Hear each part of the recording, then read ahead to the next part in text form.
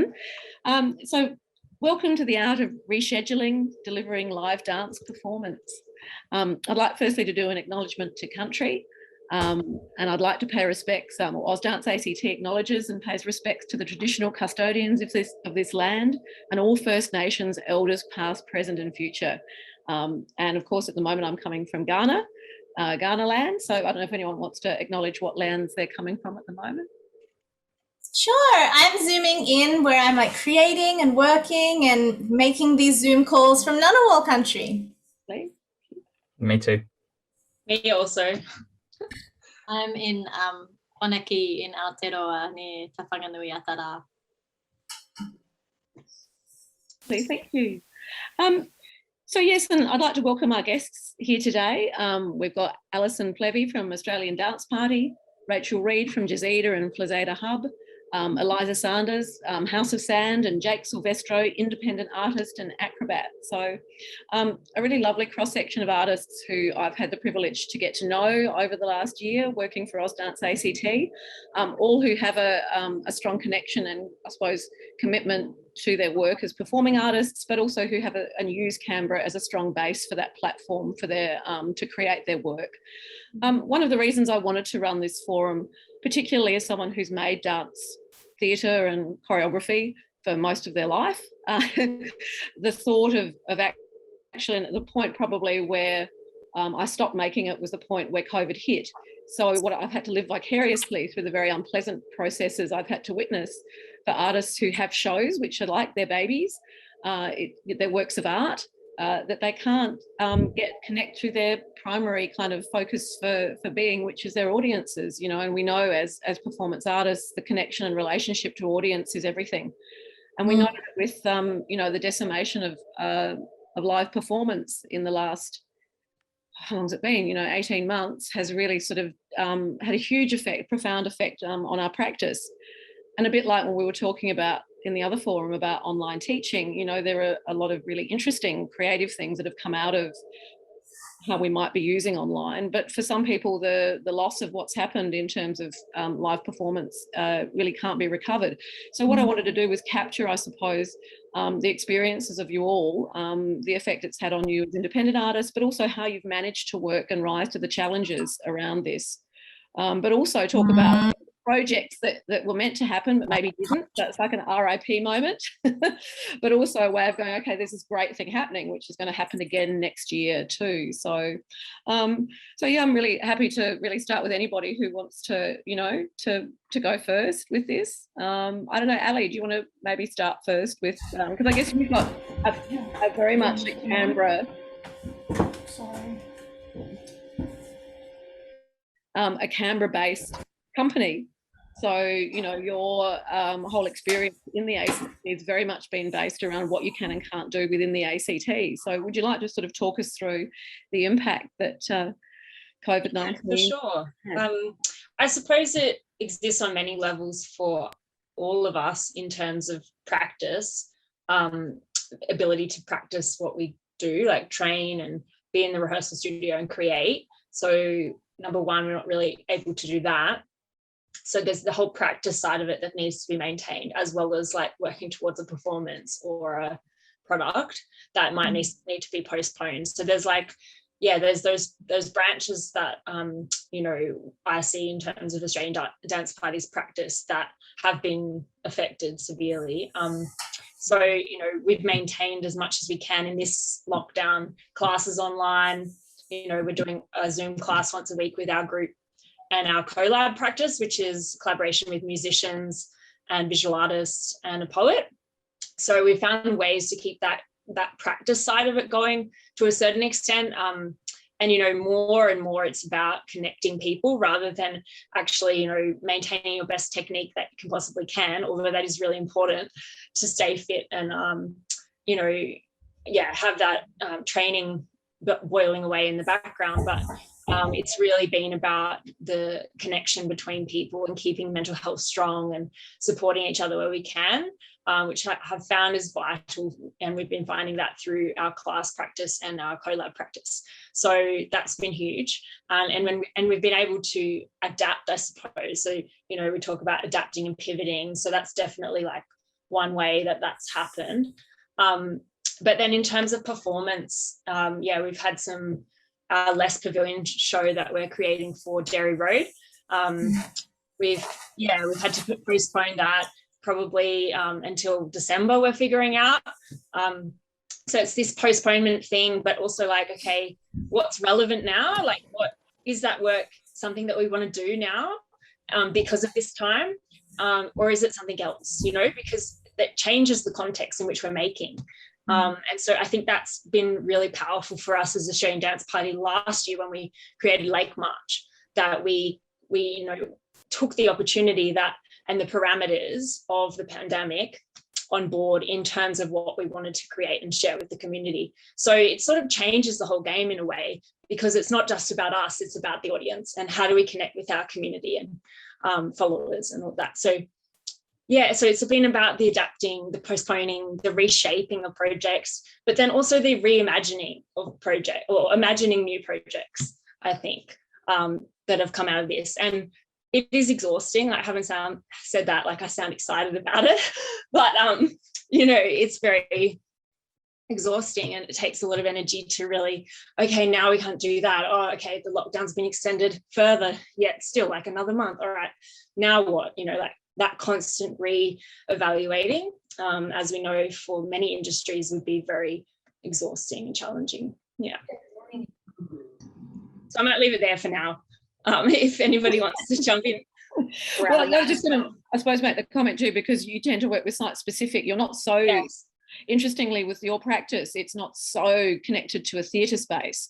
So just before we move, and while you can kind of, while you sort of, you know, relax from having to have to talk through all of that, I'd also like to just sort of say, do you think in some ways that's been a positive, that you don't, you know, that because you are dealing with the outside space, there's possibly more, you know, a little bit more scope to be able to wiggle around than theatre bookings, which are, you know, very fixed. Is that sort of, I suppose, it's definitely played to our advantage, although it's still presented challenges, because say with Symbiosis, which we started to develop at the end of last year for the Botanic Gardens here, we had imagined that like a much bigger audience and sort of more of a sit down thing, but an experience through the gardens. But then because of the pandemic, we decided to do much smaller groups and this tour style work through the gardens, which in a way was kind of fantastic and was adapted to the conditions. But having said that, it meant we did 15 shows to reach the same amount of audience that we would have needed to reach if we did 4 shows, say, of 100 people. So it was draining energetically, I'd say. And then also, you know, things about, you have to make sure it balances out in the budget as well. So there's those constraints that you need to look at when you have smaller audiences, even though it might be outside, which is definitely a help in terms of the ventilation, you know, and the 4 per square meter regulations and all of that. But there's those other financial and logistical and energetic considerations that really play a part, I think. Yeah, thank you. Yeah, definitely. I think, well, we know that outdoor engagement, you know, still has strictures around it. So absolutely, you're just dealing with a different set of parameters, I think, with that. Eliza, I might pop up to you first and then come back down to Jake and then over to Rachel. So obviously you're over in New Zealand at the moment, but you know, we'd been talking about the next production that House of Sound was going to do, and there was a strong Canberra connect to that. I think you were looking at presenting that work in Canberra, I think, if I'm right, end of the year, sort of January, around that period. And so I'm actually really interested to hear, because, you know, I had early conversations and Ausdance were going to, you know, help promote that and so forth. You know, where are you sitting with that production now? Oh, Eliza, you're on mute. Sorry, classic. Yeah, so we had our first development for That Was Friday, which is our big new upcoming show in the January of the fires, just before lockdown happened, which was, and we have a team of artists coming from New Zealand, Sydney, Melbourne, and all gathering in Canberra. And we were also working with a performance artist in Montreal and a writer in New York. So even before lockdown hit, we were developing a process of working over Zoom with our 2 international artists, which was actually kind of really fantastic timing for us, that then when the world went into lockdown, we were going into applying for the next phase of development. And there was this kind of big frantic thing to like shift to online creative processes and and we were like, oh, we've actually started doing that already, just by necessity that we couldn't afford to get 2 of our collaborators all the way from North America in the first place. So we did our second development all online, which was, it was mostly because the work is a combination of theatre and dance and documentary. So it was mostly a development of the script and documentary elements. And we did some small kind of state-based dance improvisation stuff. But the idea with that was to get it, to really crack into it when we could get back into the studio together, because I have been pretty firm that I don't really want to make dance through a screen. It's not very interesting to me, and there are so many other things that are interesting to me that can be done through a screen or separate to my usual dance practice, that I felt relatively happy to just kind of wait for that for a while. But yeah, then we were lucky enough to get Arts ACT funding for our third and final development, and that was actually meant to happen in Australia in Canberra in I think it was meant to be June, and we've had to postpone that until this January, which is when we were hoping to premiere.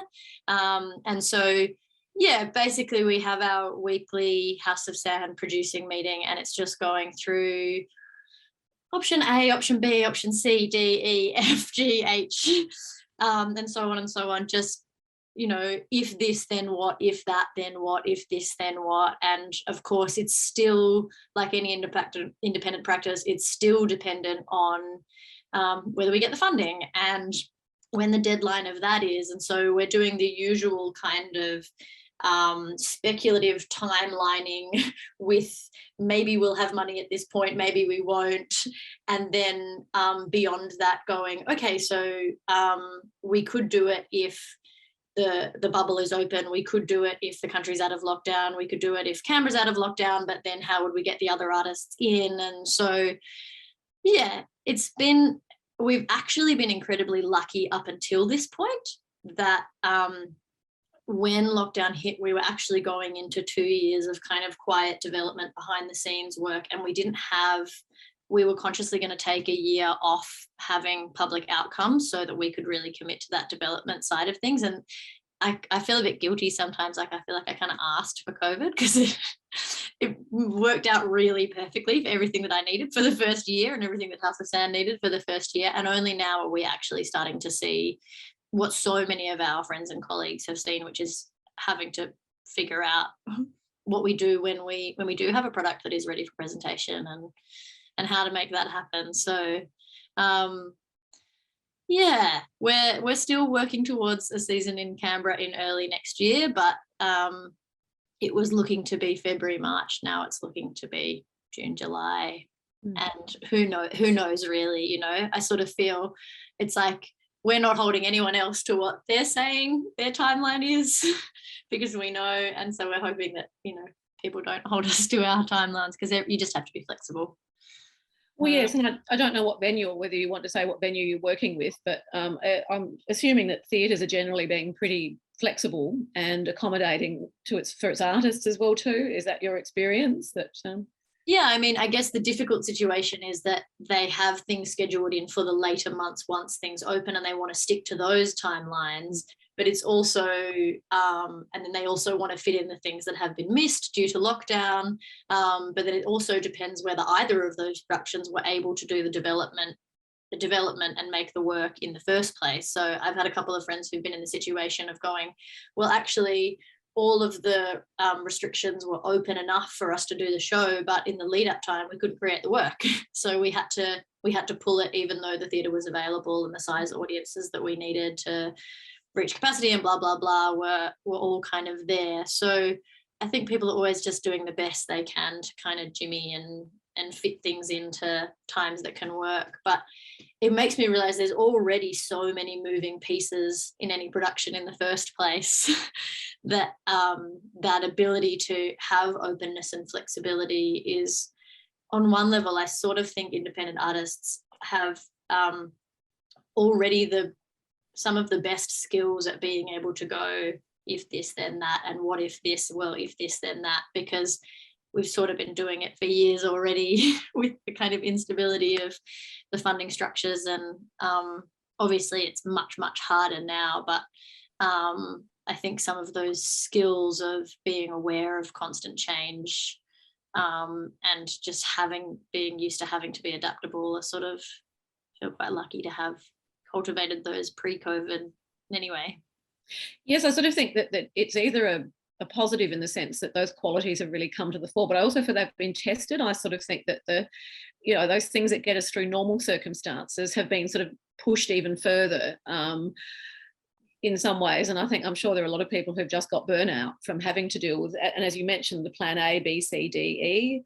I found with an event we've got to organise, Youth Dance Festival, I actually can't think forward with too many future permutations. I start to go slightly mad. This idea of kind of multiple futures with, again, it fixes a future which no one is really knowing about. So to sort of predict sort of future plans, I think is exhausting because you're predicting something that really can't. And so I think for me, it's changed my approach to how I deal with time and how I plan and how much you can actually plan ahead. So I've become much more, I think I was always a bit fly by the seat of my pants in some ways, but I think it's probably, we have to be, because there's only so much you can plan into the future. It's almost like future plans. So to invest too much in the future at the moment, I think is going to sort of, you'll end up in tears because it's something at some point will change that plan. It's definitely trying to distinguish that balance between knowing when to just wait. And that's exactly right, yes. To make a plan. And I think it's certainly brought the quality of really being able to trust your timing and your instincts. And I think that's a good old theatre trait that I'm really having to trust in everyday life, that timing and trusting timing and instincts at the moment. But it's actually, because that's something I'm normally used to doing deliberately in a rehearsal process and on stage. Now I'm actually finding I'm having to do it all the time. And that's, that's challenging, I think. Absolutely. Thanks, Eliza. Jake, I'll just come over to you now as well, because you've got also a really interesting story with your work. We talked last year about the really big impact that last year it had on your touring plans for Europe. Your shows were going to go, I think you had one show in particular, or bookings as well too, that you had in Europe. But you also had that wonderful piece that you're developing at the moment too, that we were able to see the development for last year. And I'm really interested to know, at this point, we're 6 months, almost a year on now, what the next step is looking like for you with the recent impacts to lockdown. Yeah, totally. So like the initial kind of spat of COVID last year that sort of threw the world into kind of lockdown. I was in Europe and had basically, I had 2 6-month contracts that were cancelled, and there was a 1-year gap in the middle. I had another contract in North America, so it was like just under 2 years worth of work that I pretty much lost in like 3 days. So it was pretty full on. And then I guess I got lucky in that when I got back from Europe, having to kind of come home, I got some Arts ACT funding to start a new project. So it was really, really great timing. So I started this project, which was the one you're talking about, where I presented a development last year. I was meant to premiere the show a couple of days ago at the Mullumbimby Circus Festival in New South Wales. And that was meant to be at the end of about like 5 or 6 weeks of development, which all fell into this most recent lockdown period. So pretty heartbreaking. Still kind of processing that a little bit, I guess. I feel like a few months ago, I was having conversations with producers and theatres that seemed really positive about the way we were going forward, kind of like the mid-July period, like as we were all sort of watching maybe some of the wrong decisions being made in Sydney, and it didn't sort of feel like that was going to impact us for a little bit there. And I had conversations with producers and theatres at that point that this work would be you know, could be touring in Europe by potentially the end of this year. And that has, in the last 8 weeks, that has changed so quickly. And it's just a complete flip. Like I've now, you know, it's looking like the opportunity to get this work overseas may not be till 2023. The real is the likelihood of it touring in Australia, like properly touring in Australia, probably will be the end of 2022. And even then, no one's really interested in kind of making those plans. Yeah, so it's been pretty tough. Like, and I definitely, you know, there are moments when I share in Ali's and Eliza's optimism and, you know, this sort of resilience and stuff. But yeah, I guess I'm, I think independently pretty jack of it. Like it's just, I think for me that the postponement thing is really rough. Just because I've just had like, you know, like for example, like the premiere of my show for this year has been postponed to next year to the same day as my brother's wedding. And it's like, it's just so annoying, like that little stuff, like all these things are falling on top of each other. And we all, I think so many independent artists are having to like make the sacrifice to make those things work, you know, like to try and fit all those scheduling things in. And I just, to be honest, I don't see the same happening at like a slightly higher level. Either things are getting cancelled, like the contracts that I had in Europe, even the one that I had started, it just got cancelled and I didn't get paid out any of that. And it was just like, you know, in that specific instance, I know that, for example, if I had like quit my job, I would have been up 10,000 euro in rehearsal fees to the company to cover them replacing me. That's what was in my contract that I signed, that if I walked, it would cost me all this money. And I just think like, yeah, I just think there's a little bit of that that's happening where things get cancelled and postponed because of the benefit of, you know, the theatre or an organization. And it's really tough on the independent artists because it's like, sure, happy to postpone, but if it lands on top of something else, I'm actually losing out on work. So I think that's the, like, not to be a huge bummer, but that's the thing that I think is the thing that's just that I'm struggling with, is that it's just tough to process all of that, going like, okay, now that's on top of that. And the only two is like, some opportunities are great opportunities that I really want to do, but then I'm just sort of fast seeing like my project kind of get pushed further and further away. And I think what I've done to just try and handle it is like, I've just thrown away all the deadlines that I had in mind. I had really hoped that my show would be finished by now. And, you know, some of it has moved to Zoom, but unfortunately, like the point that I'm at with the project, I really need to be in a theatre. So once I get back in the theatre and I can actually be in there, then I'm going to put in some more deadlines and that sort of stuff and actually re-begin the process of like reaching out. But yeah, it's just like, it's a few extra things that I kind of wasn't prepared to handle this time round. I think last year, I was like feeling really optimistic. I was like, this is all going to be over in like a few months. And now I'm at the point. I think lots of us have gotten there at different stages, but yeah, I think for me, it's like this most recent lockdown that's been, yeah, just a little bit harder to process. Yeah, because it's interesting when we're talking, listening to what you were saying then, because there's you're dealing with a number of different work situations that. Yeah, that's probably my own fault for having too many fingers in too many pies. But I guess that's the freelance life, right? You need to, otherwise you just don't get the work. No, that's absolutely right. And that's certainly the life that I lived for a long time. And so knowing that life, I mean, you have to have fingers in many pies. But what you start to realise is that all of them have slightly different models of working. And so I think it's interesting. They have different industry models within performing arts, right? So as you said, you've got contracts to other companies. It was interesting that you made that point too, that the contracts are all one way. Yeah, and I think I had noticed it before, but it was never a problem before. And more like the big scale stuff, like, I'm very conscious that like, Ali has been super accommodating with me with regards to rescheduling stuff. So at no point is this diss to ADP or anything like that. I'm more talking about like events managers and stuff like that, where it's actually really bothered me. Recently, I was meant to be part of a show, well, not recently, 6 months ago. Oh my God, what is time? But I was supposed to be part of a show. And then because of COVID restrictions, they had to change venues last minute. And I got replaced by another artist because my act wouldn't fit in the new venue. And that was like, just like little examples like that, where I'm like, that is just, and no kind of like recourse for that. And it just felt really tough to just kind of go, like, in any normal instance, if I'd held those dates for you as an artist, and if you know, there's cancellation fees and stuff, and they had just kind of found a way around that. And I totally get it too, that these organizations are struggling with money as well, but I just look at the way that it trickles down, and I just kind of felt like it was just constantly like independent artists at the bottom not getting that support. And I just, yeah, I don't know. I'm really excited for this potential going forward. We can, like, you know, we were on the hint of it last year, but this idea that we were going to like kind of refocus locally, and I was like, oh great, all these local artists are going to get like a stack of work now going forward.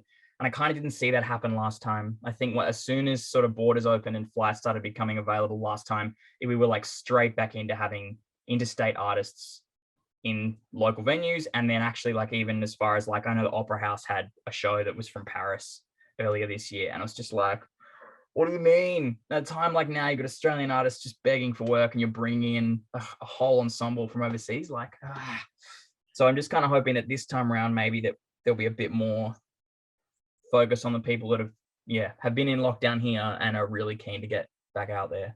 Yeah, it's interesting that you mentioned lots of things, interesting things that you've mentioned. One I want to quickly mention is I always found, because I was an actor person first, and then, or dancer, and then actor, having worked as an actor, I was so concerned when I would work as a dancer, how unrepresented dancers were generally with agents, that most dancers I know don't have agents. Because when you've got an agent, and I think this is something I always say, just get an agent. Because most of you can actually perform as, you know, they tend to sort of see performers more broadly now. Once upon a time, it was if you were a dancer, not necessarily all theatrical agents would take you on.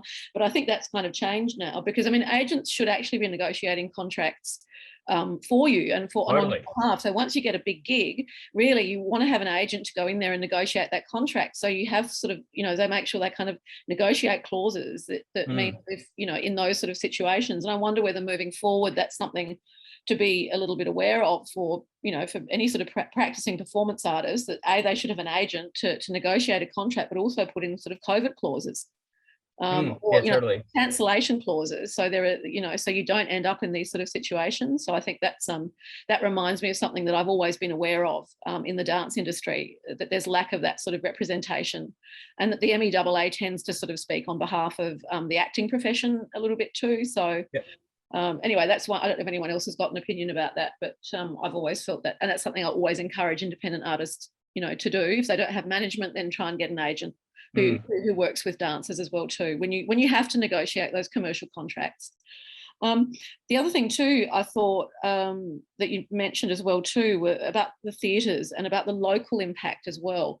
Because one of the things I found coming over to Canberra was the really incredibly rich community that was almost on the brink of something quite, you could just, and interestingly, you know, Tara Chain has just made that announcement as well too, because I think there are a number of people feeding into her about there's this really great groundswell of local artists, people who are coming back, who are from Canberra. You know, this is the time to capture and create opportunities to really create world-class theatre here, and, you know, kind of get audience development, you know, through sort of building local identity that way. And it's sort of on the brink. And I just wonder how much you feel that's sort of going to come out of this particular period. Do you think there's going to be a refocusing, which I would hope? You know what, if you'd asked me a year ago, I would say, oh, absolutely. But then seeing Canberra come out of the last lockdown, it didn't, I don't think it happened from my perspective. And that's like, maybe that is my perspective, but like, I really felt like, I kind of got drawn back to Canberra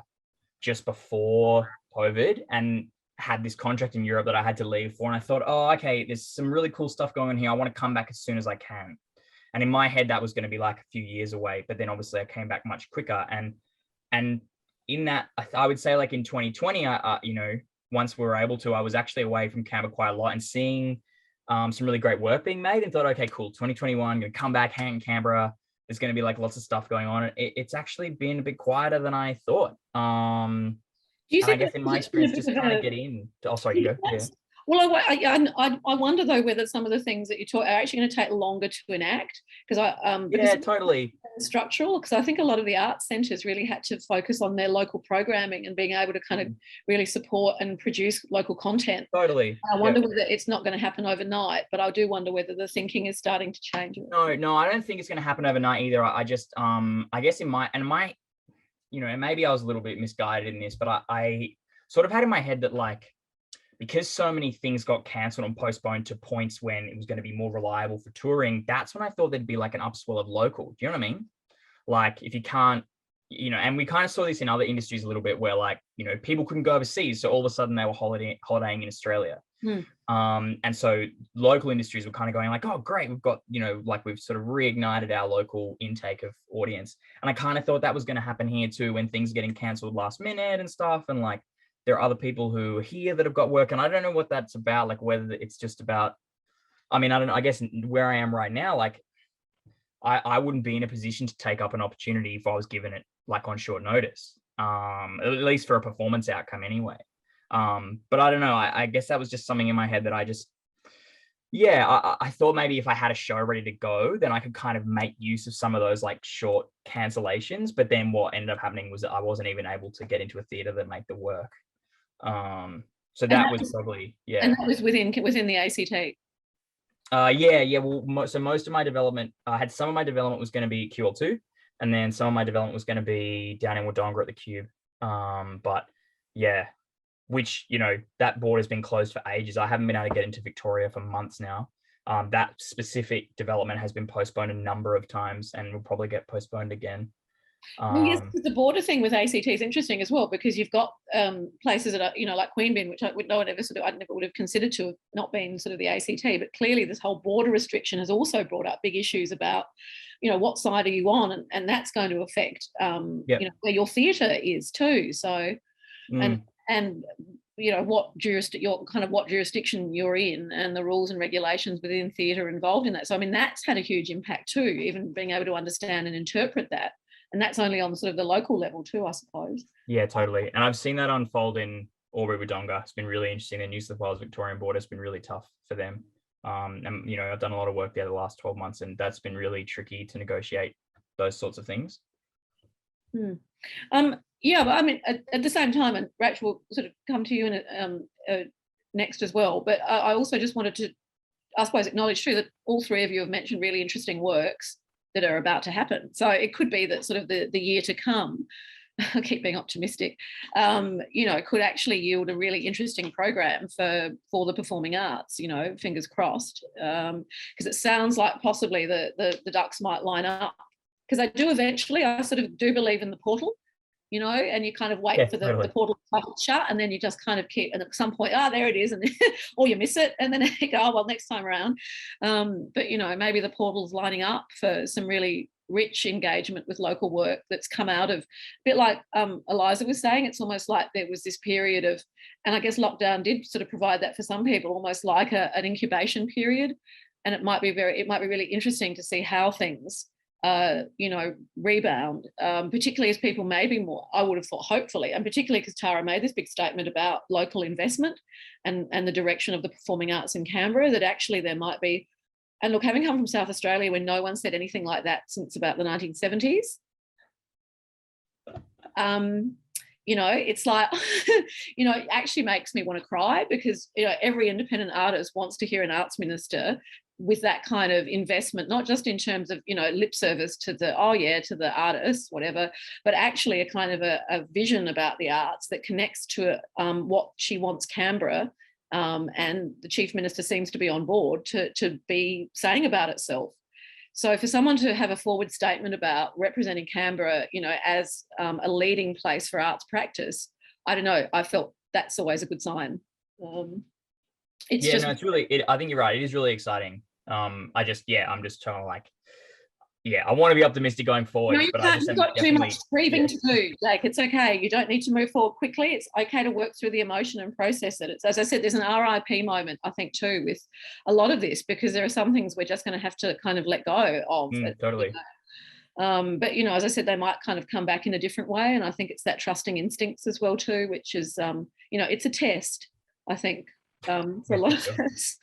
So yeah, thank you. Now, Rachel too, like if you could sort of talk about your experience as well too, because you're very, I saw your work down in the Fringe in Adelaide. So, you know, you've been I don't know where you've toured other than the Fringe, generally speaking, but you actually have a very Canberra-centred practice, and you did a pretty quick pivot to online for your work as well too. But at the same time, you have a very stage producing focus with your work. How's that sort of, what are the downs maybe as well as the ups with that, and what's with your show? Look, I'm going to reiterate the same thing that we've now heard from everyone, which is I think people like to say things like, it's impossible to plan during COVID. And the reality is, it's not that it's impossible to plan, it's that you have to plan, and you have to plan 100 times. You have to plan far more times than you had ever before. And it's just, that administrative burden is so exhausting and quite like draining and difficult. And then I think that the second thought that really comes to my mind is that there's a really, like, all of the problems are really grounded in like the concept of culture. We've got the culture that surrounds art. So, you know, like when there was the bushfires, there was this really big push, this big campaign, and they were like, bring your empty eskies. We want to support this. Like, this town has really suffered from the bushfires and they're not being able to sell their products. Like, let's all pitch in together and support them. And I really hope that same kind of like cultural shift, or that eyes focused towards the arts can happen. Like, I really want to see people being like, this industry has suffered, let's support the locals, let's have this upswell, let's, like, as soon as it opens, let's go see their shows, let's spend our money on the arts. But the reality of what I am seeing is culturally, even when the world is open again, even when we're out of lockdown, we were in lockdown, we were out of lockdown, we're back in lockdown again. In that window between the two lockdowns, even though it was open and everybody was free to attend shows and they could do the thing, people, I think, were quite hesitant to, because even if they wanted to support the artists, there was still like a COVID fear, you know, there was a hesitance to go out and do social things and be in like public spaces. And so it makes it really difficult, because even though like my company has like pivoted really quickly and we are doing a lot of digital shows, so we run like hybrid shows, which is a combination of pre-recorded and live emceeing on Zoom. We've done like fully digital shows. We've live streamed every single event that we've produced since the first lockdown. And I thought live streaming events was great. I still stand by it. It is great. It's really good for accessibility. There's so many reasons why I'm for having live streaming existing. But I think in my mind, I was like, well, all of the people who are hesitant to come to the theatre and don't want to sit in place will instead log in over live stream. And I just don't think that that's quite true. And I think that again comes down to culture. Culturally, like, people aren't, they don't want to see live stream shows because it doesn't have the same sense of an experience. You know, they want to like put on their makeup and they want to like have dinner and then they want to meet their friends and go to the thing. And I think that it's interesting. And I've been doing surveys with my like audience and with my teachers and with my students, and I'm seeing things like there's a trend that people have an expectation that they should pay less for an online class and that they should pay less for an online show. And I'm like, that's cute, but it takes us just as much work, if not more work, to do it this way. And again, that's like, because culturally, that's what people expect. That's the expectations they have. They're like, but it's worth less, so I shouldn't pay as much. And I think that's where I'm really interested in seeing the focus being put is towards like a cultural shift in people's perspective of how they view what they consider art and what they consider the value of art being. Is tricky. Well, it's almost like the first step, isn't it? Because there was always this question about how, when the whole internet opened up as a platform potentially for performance and recording, you know, how can we monetize this? You know, I thought, you know, I had a show 10 years ago and I thought, is there some way I can do this without having to actually tour it around Australia? Can I sort of put on, create, film it and put it on YouTube, and how do you monetize that? And so all these thoughts went through my mind about, how you could translate live performance to a recorded sort of internet world. And I think that's been the issue, hasn't it? That other than the those very top companies who stream, that opera streams, and people will go, there's a niche audience who will go and buy a stream to an opera if it's, in Berlin or something, local cinema.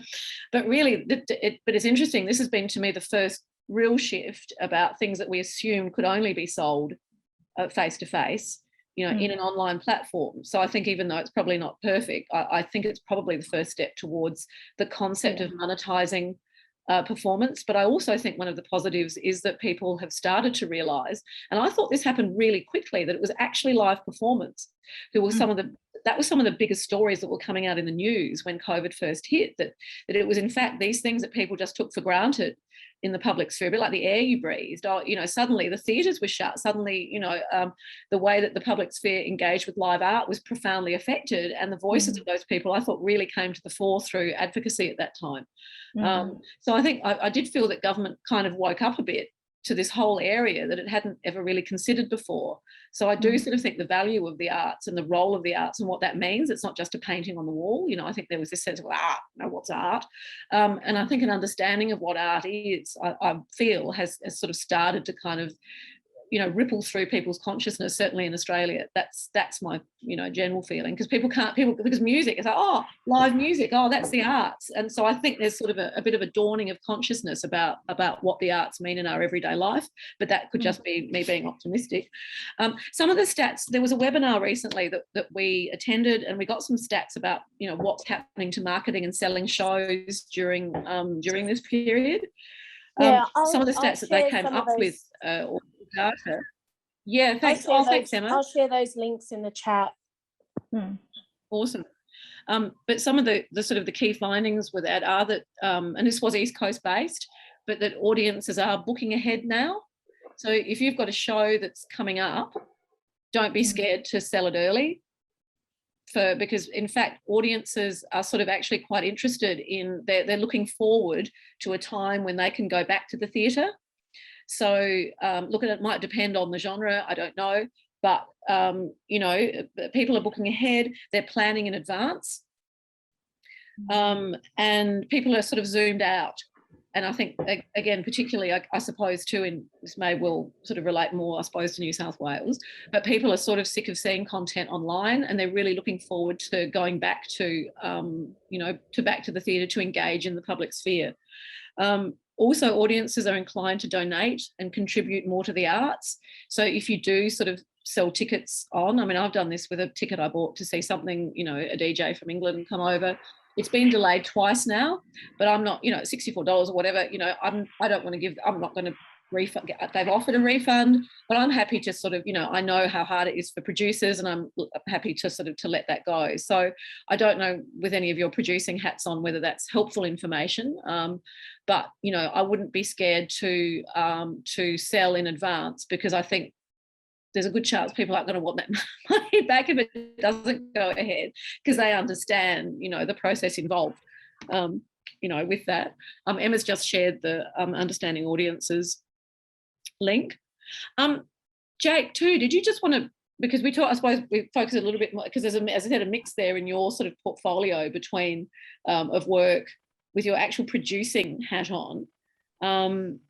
How's that sort of unfolded for you in terms of being a producer and selling a show? So I guess it's been on the precipice, it hasn't quite actually landed, because the show hasn't had to take that step, because it's gotten close a few times, and at a point where I would have to start doing that, we haven't gone, like the show hasn't had an audience. So that's been a bit tricky. Like, I'm sort of kind of waiting for that to happen, but it hasn't happened yet. I guess I've been really lucky the last 12 months, the work that I've had to do, I've been working with and for other people. So I haven't had to do as much of that lately. And like I said, because my own project, it just hasn't crossed that threshold of actually having to do that. I'm sort of talking to other people in the pre-planning phase. Yeah, have you sort of connected to any festivals too? Because I would have thought festivals might offer a little bit more sort of security in terms of. Yeah, well, that's what I thought too, actually. But no, that's not been the case. It's looking like some of the bigger festivals are going to move to a more localized delivery. And if anybody else is kind of, aware on any of this, chime in. But I'm under the impression now that Sydney Fest is going to be doing 80 to 90% Sydney-based artists for their next festival. Right. To minimize the potential impacts of not having artists be able to go to Sydney at that time. And I think, we saw the same with BrisFest this year. It was like pretty much all Brisbane artists. And that's the kind of like localized support that I was really hoping to see happen kind of more in New South Wales, ACT, Victoria, kind of this time last year. Or, like even for other festivals that have already happened this year. But yeah, so, and then I guess I think like Darwin Festival was pretty smashed because they couldn't get artists there, lots of shows got cancelled and stuff. So, yeah, I did initially think as well there'd be more security with that stuff, but not so far. But that's interesting that you've identified that in other states with fairly developed festivals that they've really reverted to a lot. And in fact, yes, okay, I know that in South Australia with the Fringe, suddenly there was just simply a focus on the local artists because they were the only ones who could, who could be there. And I think we had quite a few people coming from Melbourne as well too for the Fringe.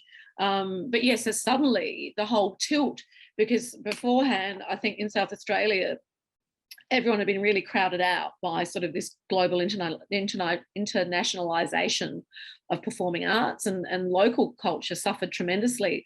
And then suddenly there was an inversion, of that. So, and it sounds to me as if there actually might be policy direction now involved in that as well too. Yeah, Perth as well, same thing. Right, okay. So, yeah.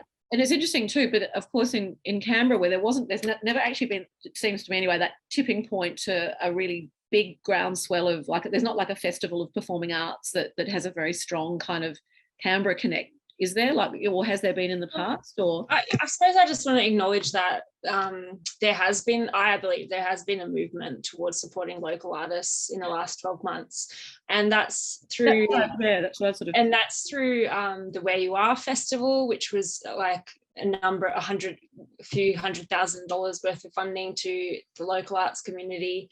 It was, I think it's been through the Canberra Theatre Centre. There's been programs that have been supporting local artists in terms of residencies and creation of new work and things, and through the Belconnen Arts Centre as well. And now we're seeing also the creative resilience programs coming through Arts ACT for new producers and artist opportunities. So I really, I can understand where you're coming from, Jake, as well, that it could be potentially more, and in terms of our bigger festivals and things like Enlighten and Floriade, all those bigger events that can really harness local talent, that could definitely be stronger.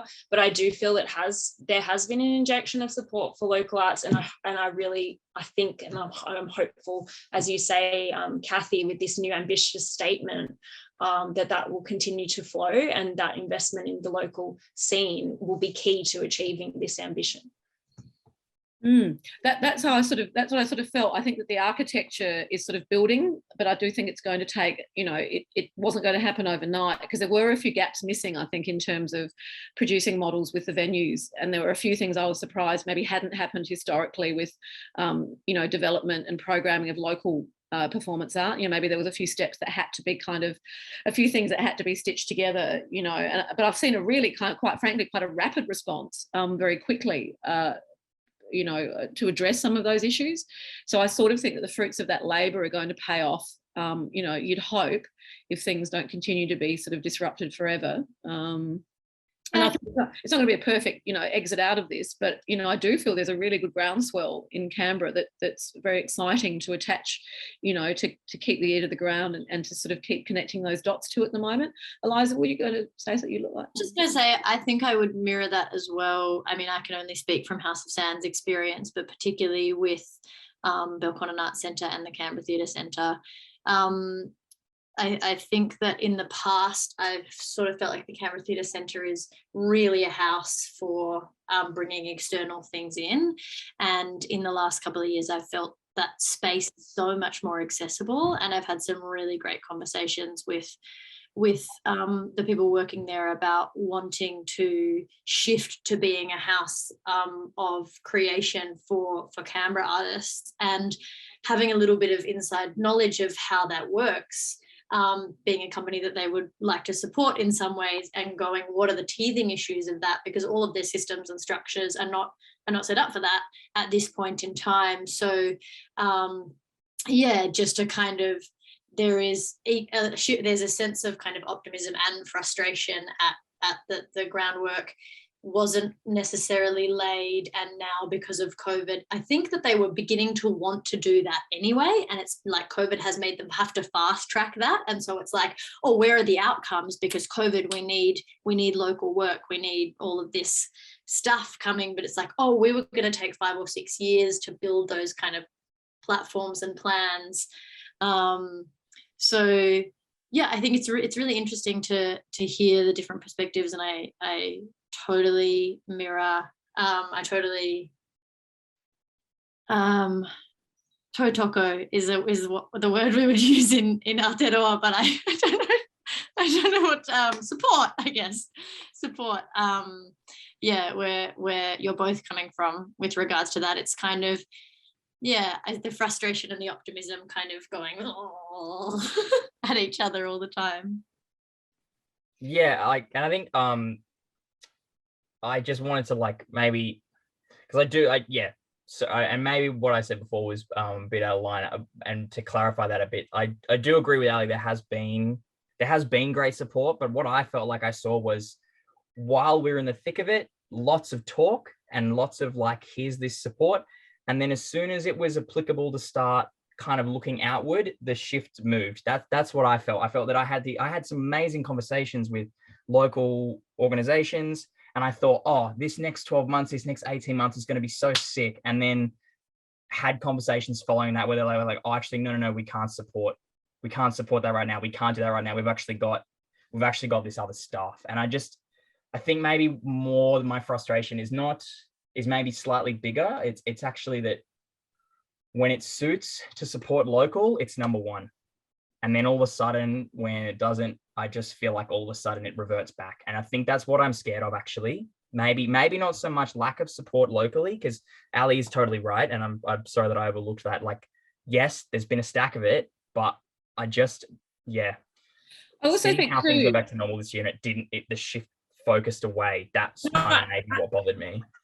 Yeah, I absolutely hear you. I think it's about priorities and how are these venues, how is the government, how are these festivals prioritizing local artists, and they need to be sort of very much at the forefront. And that's something that we can argue for and lobby for sure, because when things do go back to normal, here's hoping, we still want to be there and have jobs and keep building and work towards this ambitious statement. So we're only going to get there if they consider us a core priority. So I think that's what, I really resonate with that, Jake, too, in terms of putting us up there with a touring group or a touring artist. That has to be considered on par, or if not beforehand, before the other touring.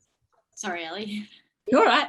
I'm just going to say, I think it bespeaks something really interesting about risk management, because in the past, the shows that would have been the least risky are now the most risky in certain regards, and vice versa. So there's a kind of confusion of going, we want to support these things, but also as a business, we need to be able to keep ourselves running, and the things that we usually bring in the dollars so that we could then fund these new projects, they're actually more risky than these new projects that we had thought we needed them to fund. And I'm sure the balance of where the money is coming from, and any kind of sense of knowing what that is, or consistency with what that is, I think is really, really interesting to me. And I think it mirrors something in the creative process about risk. And actually, in some ways, since COVID, as a creator, I've been feeling so much more able to take risk and just go, well,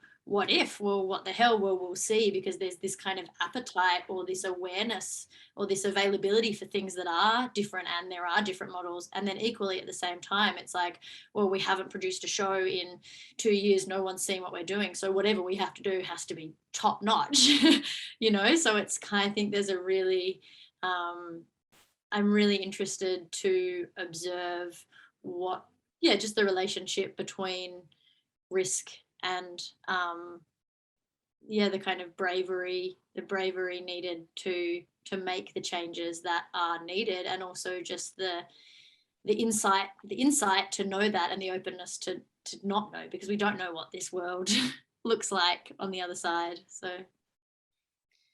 yeah, look, I think that's a wonderful sort of, because it's almost sort of 5:30 now, so, or no, 5 o'clock too. So that, I think the bravery aspect too is a really maybe good note to sort of to wrap up. There's so many things that have come out of that too that I keep wanting to sort of talk about as well, because also too, I think awareness too that you're all working in slightly different genres, you know, and I think we're more aware of that now too, you know, with the sort of creative performing arts scene, that, you know, there are a number of different genres that have that, and some with audiences are going to work in different platforms and in different places more easily. So and Jake, if you don't mind me sort of referring to your work, which in some, you know, I'm thinking of so many venues and festivals where you're absolutely the marketing sort of bomb, right? You know, yeah, you'll sell that will sell so well in so many environments, but maybe there's a little bit of hesitation in Canberra who haven't maybe had much of a history of aerial arts. I don't want to make generalizations, but there was a bit of hesitancy around your particular kind of physical theatre, I think, wasn't there, with some of the venues, as if it would be a difficult sell to Canberra audiences, which I found sort of astonishing, because I've seen how in South Australia, particularly with Circa up in Brisbane, you know, I could think of a number of examples of, and Gravity and Other Myths, like that whole swell of circus arts has got a huge audience. And I'm thinking, well, you know, I think we're all the same people eventually. I would have thought that that wouldn't be an easy thing, difficult. Yeah, totally. It's been a bit, I guess yeah. And maybe that's clouding some of my experience here, because I think maybe there's like a little bit of that in the conversations that I'm having as well, that at the same time as having to advocate for my own independent practice, I'm also having to advocate for my own art form here. I think some of those big companies like you're talking about, like Circa, you know, you just have to mention the name to theaters and they understand what they're getting. And I think independent artists operating outside of that organization, they have to do a little bit more convincing to make the works, even though really I think from an audience perspective, it's very similar. But yeah, if you could introduce me to any of those festivals you think that want to eat it up, that'd be sick, because I haven't met them yet. Oh, well, no, I think, I mean, I know Adam and I mentioned the Fringe and, you know, but and Scott, you know, Scott Maidment with the, you know, the Garden, there are many shows that I feel, you know, very sort of in the same, very much in the same sort of genre that you work within. But the production model with the Garden is difficult. You know, I haven't produced in the Garden. You know, I was brokering a deal, which I didn't go down that path with a long time ago. So, you know, I can't talk about it as a sustainable model, but, you know, it's a very successful model in terms of getting, you know, and always audiences attracted to physical theatre in that sort of, but certainly the Adelaide Fringe, you know, is a space that's very welcoming for physical theatre, for that kind of, you know, aerial arts and circus arts. I feel like there's enough of us here. I think there's definitely a fringe model that would, you know, maybe not fringe exactly, but there's definitely a pay to play model that could exist in Canberra, I think. Well, that's what I was wondering, like, because I sort of think the festival, you know, is there a festival model that's potentially, you know, can come out of, you know, this as well too, which is able to kind of embrace a diversity of new genre practice as well, you know, and I could actually see all of your work fitting in that sort of diverse space as well. I reckon Reid should run a sick festival. Yeah, get it. All right, tell me when. I'll do it. Yeah, great. That's it. That's my whole pitch. Just festival from Jazida. That's it. Okay, fine. I'll do it. Yeah. And I'd love to mention some of the positives that I think have come out of it, because I feel like there is so much doom and gloom that we can truly wallow in. And you know, as we wrap up, I think it's nice to maybe like focus on some of the positives. I will say that it has led to a lot of really new and innovative ways of creating, and new works that I've created works and I've seen people create works that would have never ever come to exist had our hands not been forced. And it's really fun seeing exactly what creative people do when they're forced to be creative. And the outcomes have been so amazing. We've been running these shows called Get Down in Lockdown. And the premise to the artist is you must film it in and around your house, and you work it out. And the things with it, like people are just like dragging cameras through their rooms, and they'll do like magic, like quick changes, and they'll like hang the camera from their ceiling, and they'll film like into a mirror, but then they'll edit so that there's like a different version of themselves in the mirror dancing with themselves. It's like art that I would have never otherwise seen. And I think that that's really encouraging and really like great. And this is where I talk about like, God, if only the culture was different and people were like, I need to see the digital shows because what I'm going to see there is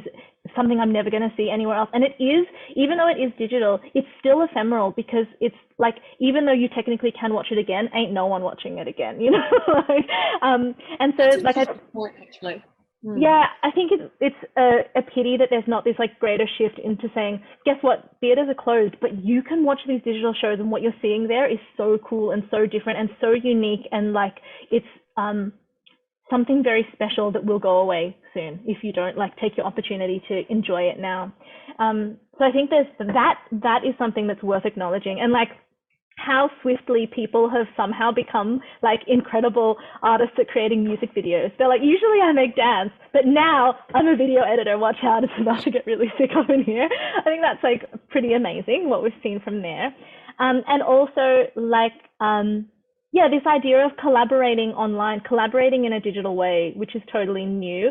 So I've been trying to create my new work through mentorship with Finney Kane Smith in Melbourne. And I was meant to go down to Melbourne like 4 times, and they were meant to come here. And of course, none of that can happen. And just this like, being able to develop and learn things in a new way and create things together across different states has been really interesting.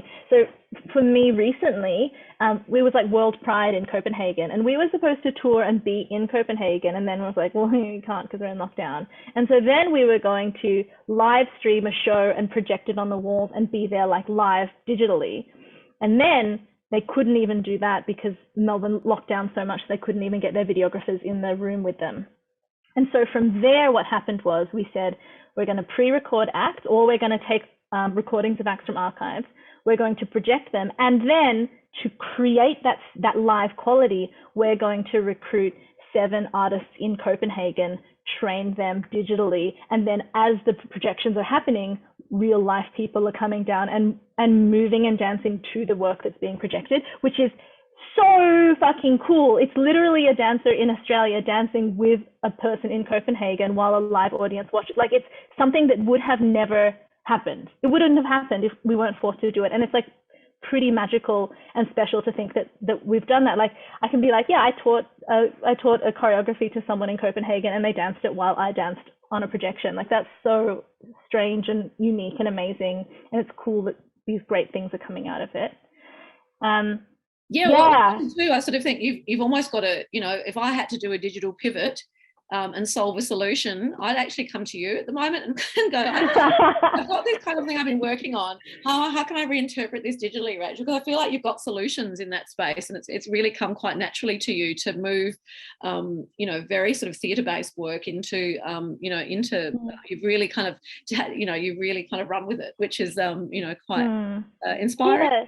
Yeah. I think I'm a little bit like Eliza in that it was actually quite fortunate because I was already planning on releasing an online course that people would learn at home and then come together like a flash mob. That was a thing I was already delivering anyway, and I happened to release it exactly as the first lockdown hit, and I was like, well, that's very convenient that I was already working in that space.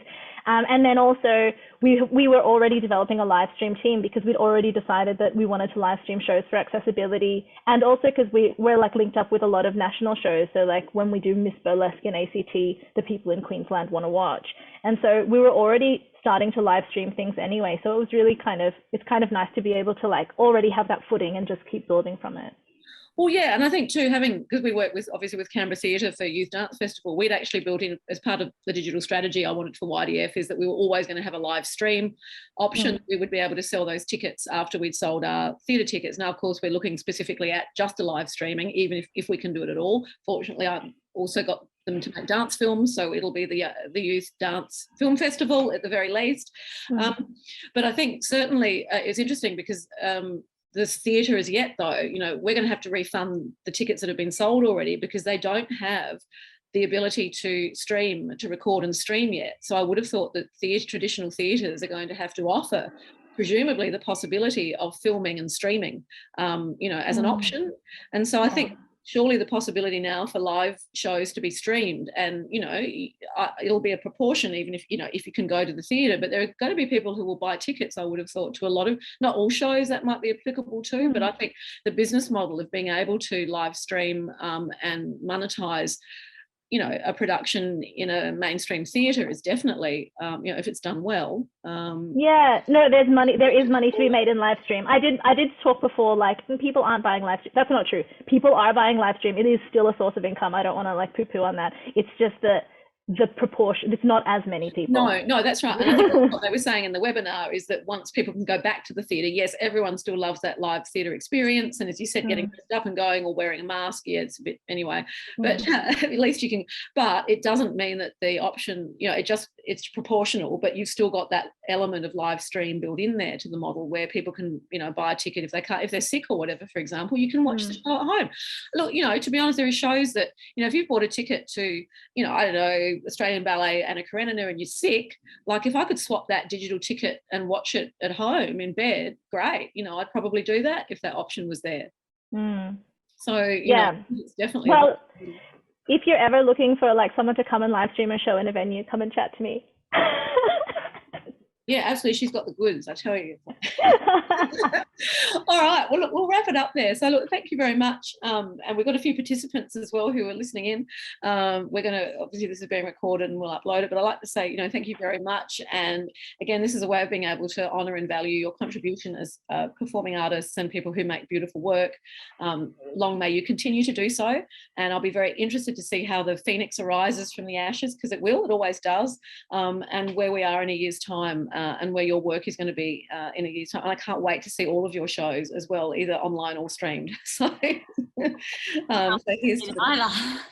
No, I know. Everyone's going, I can't wait to actually get this done. What is it again? Well, and a quick acknowledgement to that process. It's like, you know, when you're constantly delayed for opening night and then it gets delayed and you're about to go on, It's like you're in that constant state, surely, of kind of pre-show nerves that never quite get exercised. But, you know, so hold on there, because it will eventually. You'll get able to put all of that, you know, all of that inner turmoil and tension and anxiety into your performance. So just hold on there until that can happen. We're with you. And if we can help in any way as well too. So we touched on a few industry issues, and if there's anything that you'd like us to, you know, to take to Arts ACT and advocate on your behalf, because, you know, we can be a bit of a buffer there as well too, you know, so please, you know, bring any issues that you've got or things that you think could change and be better. Amazing. Thank you so much. Yay. Thanks, Cathy. Thanks, guys. Great to chat with you all. Yeah. Yeah, it's nice to see your faces digitally. Oh, nice. Thanks for listening in. Thanks for coming, everyone. Bye. See you. Bye.